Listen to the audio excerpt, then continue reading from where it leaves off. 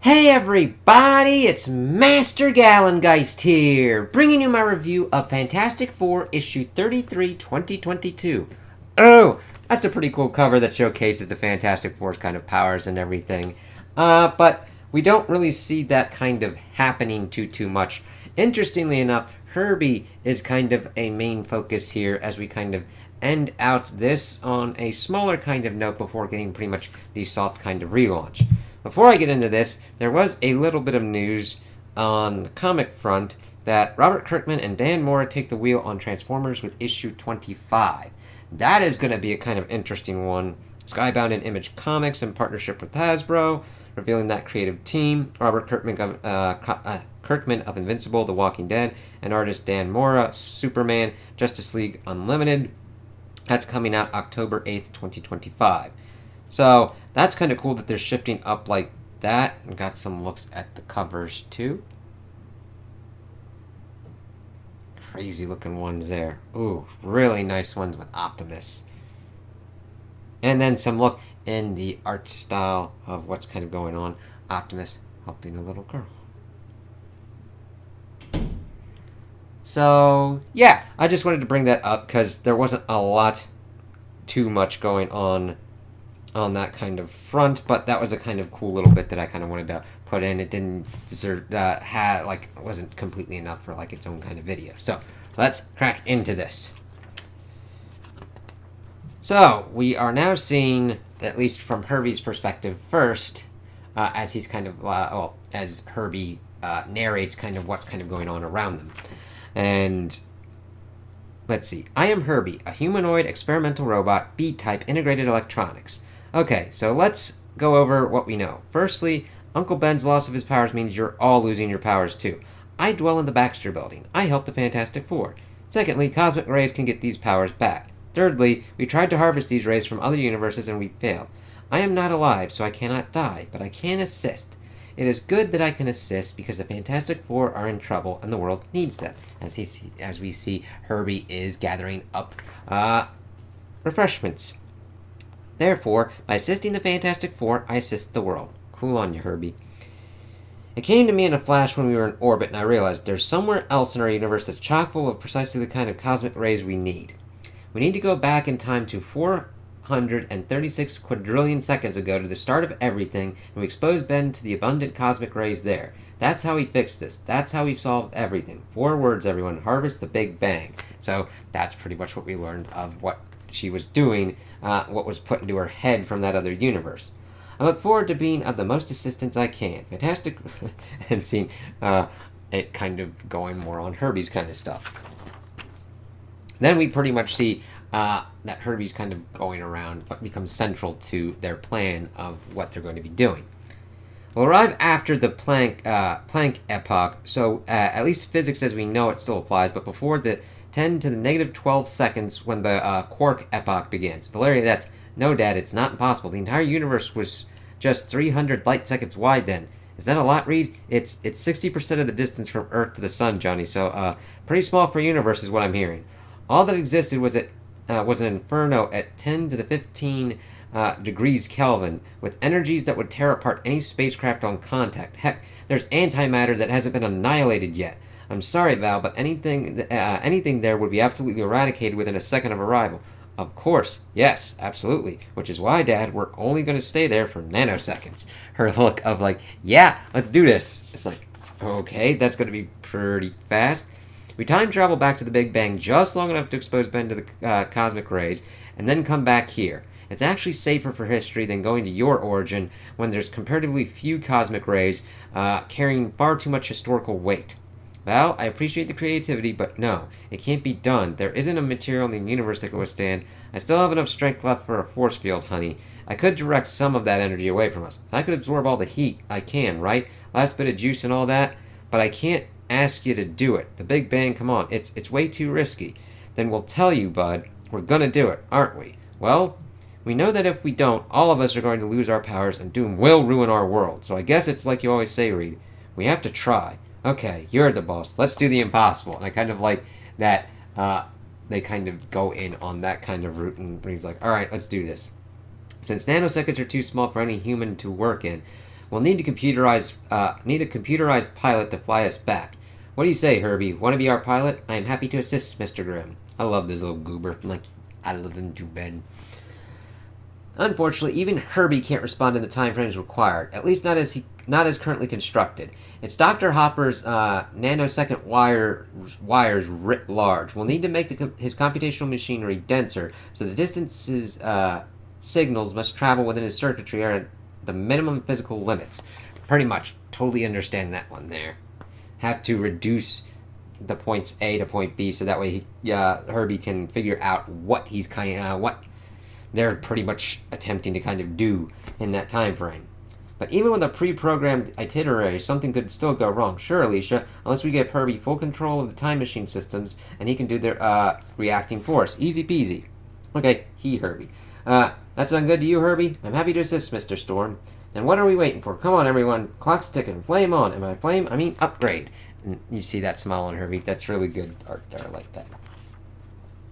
Reed and Valeria begin my upgrades. I am awake for all of it. They talk to me to keep me company and to evaluate the results of their changes. I now think faster. I feel somehow more than what I was. It is different, more complex, pleasant, and seeing the kind of like, kind of look. My chassis is crammed with computational machinery at the highest possible density. I'm grown, changed. I know I'm now ready to help save everyone. In parallel, the others are building shielding for their new time craft. It's the material with the highest known melting point, a hafnium carbonitride mixed anion compound. It will not survive the maelstrom of the early universe. Nothing will. Nothing can. But it may buy even the tiniest sliver of time, and thus it's worth it, as he's looking on as they're upgrading him. And then we are ready, and we see it. It's like, okay, it might not look like much, but it's just got to be there and get out. Be careful. Franklin, the time spent at the Big Bang will be less than the literal speed of thought. We won't have time to consciously be anything, including careful. You know what he means. Just don't die, Dad.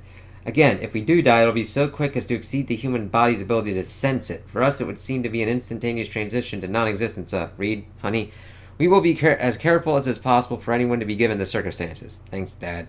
Be fantastic, Father. Only way I know how to be, kiddos. And as for you three, you're really doing something fantastic for me here, and I won't soon forget it is all.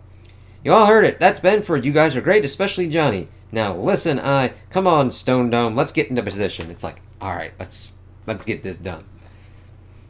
Let me see. Yeah, we're getting close to that.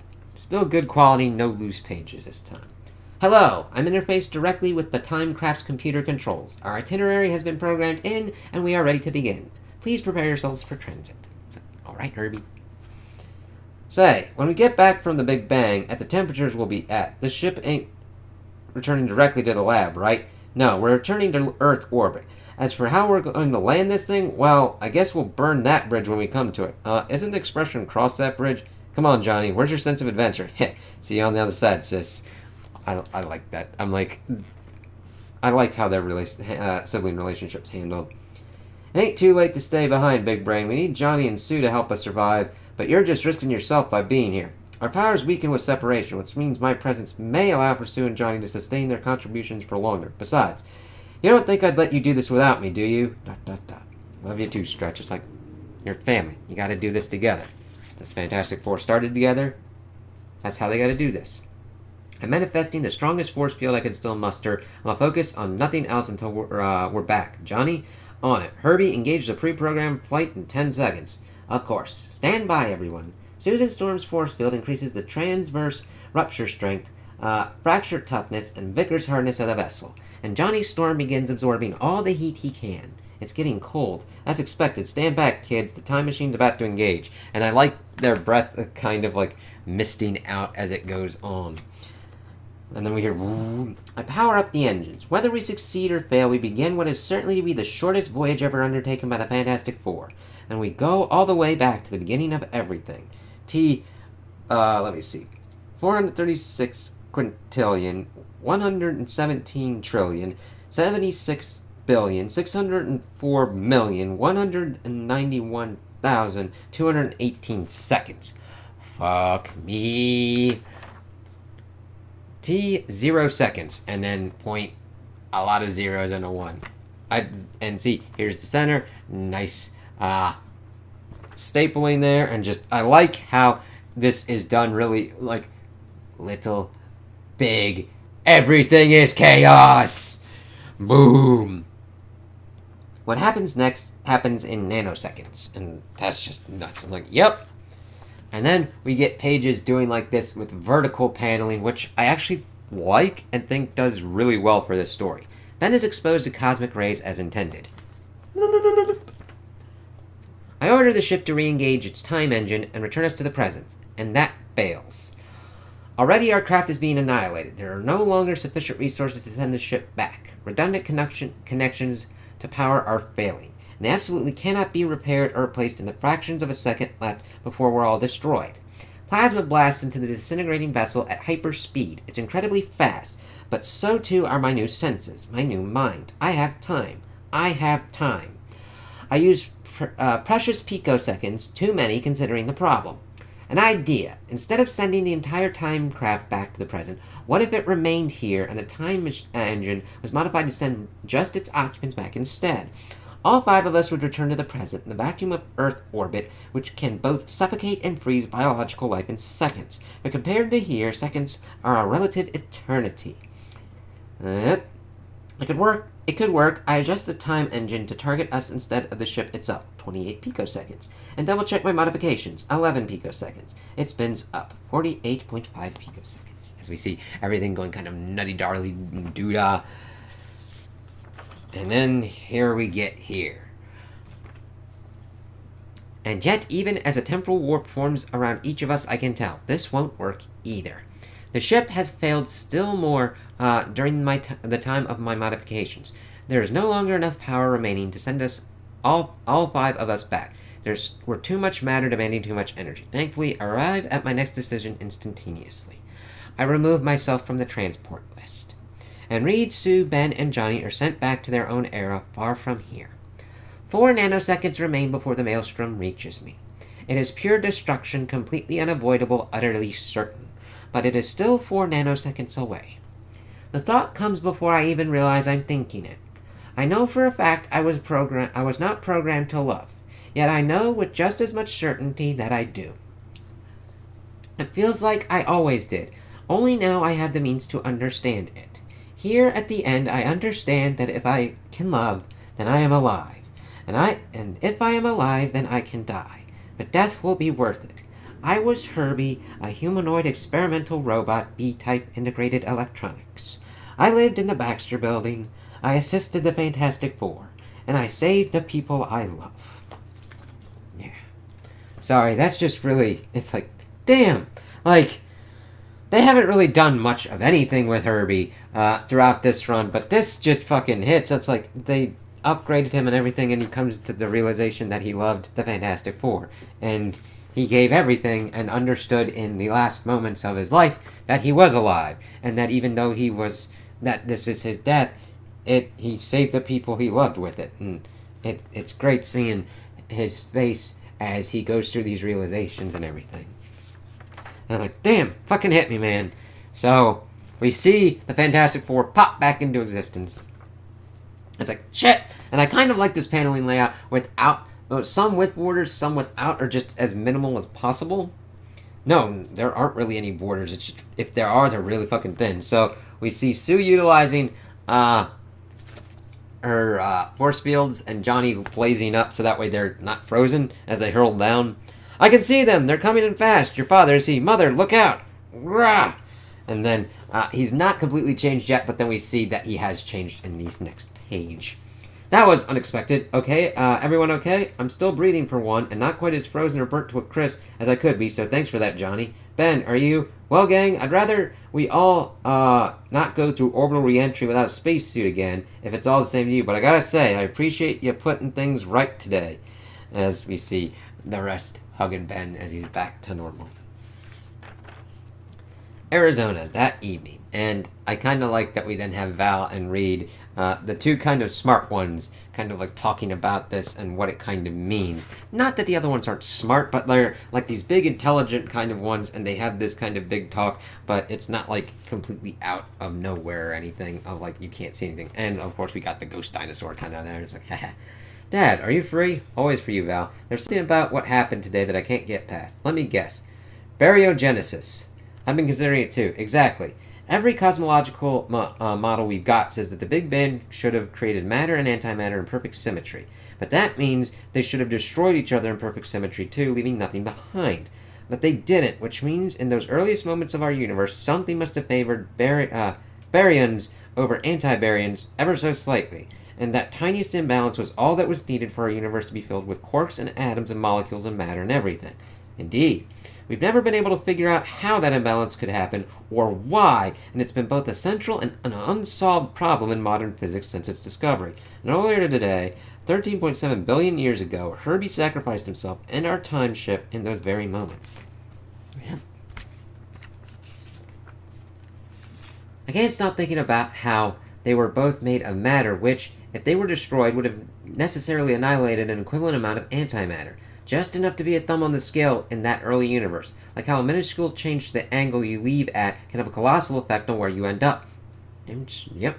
Is it possible, Dad? Could what we did today be somehow responsible for everything in a closed time loop? We couldn't have, right? I'll tell you what I think, Val. I think this is too big for any of us, and I think it's impossible to prove. It's like her face of like, what did I just fucking do? I'm like, this is why I have hope that Valeria won't completely go complete villain mode, where she's like, she'll do something and then she'll be like, oh, fuck. Now, that's grinding it down to the writing and creative teams, because she could just go full on, fuck, I'm gonna villain this shit. But she's like, what happened here? You know, I rebuilt Herbie today, restored him from his pre-upgrade backup, and informed him that what we believe happened during our trip. He, of course, had and could have no knowledge of what was done back then either, but he did say something curious. He told me if he were ever to move to sacrifice himself, he believes it would be because of love. Isn't that strange? And if love is the reason why there's something in our universe instead of nothing, why there's endless life instead of endless void, and then we shift. Well, I'm not a robot, Val, but to me that computes, as they just sit there looking at the wondrousness of the universe and a star, or a comet flashing across the sky. And I'm like, I'm with you there. And I like that Reed is the one that postulates that, because you don't really usually think of Reed postulating that, and it's like, oh, him being like, yeah, I'd take that. And get the Fantastic fan page, and of course looking in at the new #1. So, I really enjoyed this because I liked how it focused on Herbie and how he was upgraded and sacrificed himself for the people that he loved. And it's crazy that the creative team was able to do this with the writing of showcasing him figuring out and computing that he does know how to love, and he is alive, and that he is dying, but he is dying for the ones that he loves.